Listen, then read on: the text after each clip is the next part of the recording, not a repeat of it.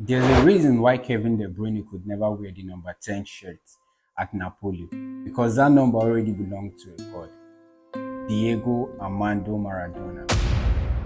In the early 80s, Diego Maradona joined Barcelona for a then world record fee of 5 million euros. At just 21, Diego Maradona was tasked with making Barcelona into the best team in the world, but things didn't go as planned.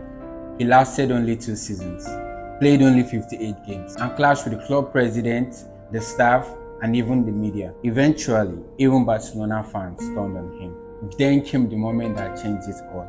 A brutal tackle from a player then known as the Butcher of Bilbao. The tackle shattered Maradona's ankle, and the ref only gave him a yellow card. Just to grasp how wild football was back then, Maradona was fouled 23 times in that game by the same player in that same game, a record that still stands.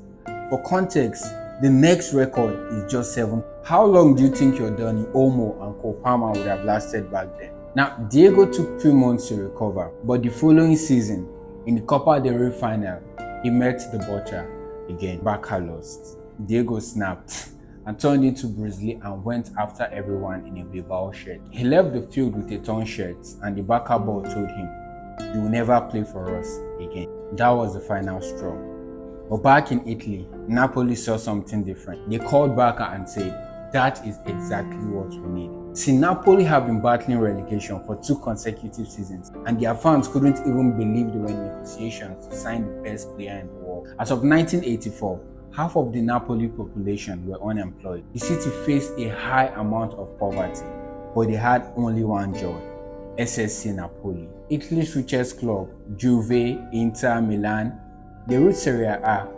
But Naples had a dream.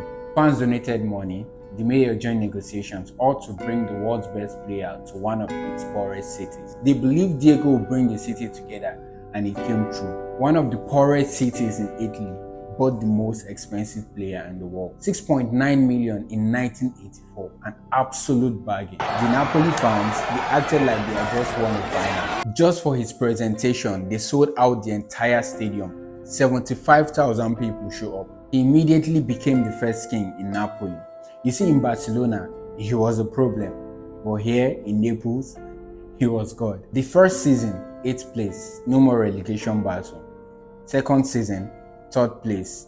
You're getting there. And in the summer of 1986, he led Argentina to World Cup glory. And after that, he had just one mission: make Napoli the champions of Italy. And he did it. In 1987, Napoli won the league and the cup, a historic double. The first Southern Italian team to ever win a Serie A. The city went crazy. Maradona became immortalized. 2 years later, they won the UEFA Cup, and then they did the double again in 1990. We all know Diego Maradona had his issues off the pitch. He was still human after all. But on the pitch, he was a genius from another planet. And that is why Napoli will never have another number 10 again.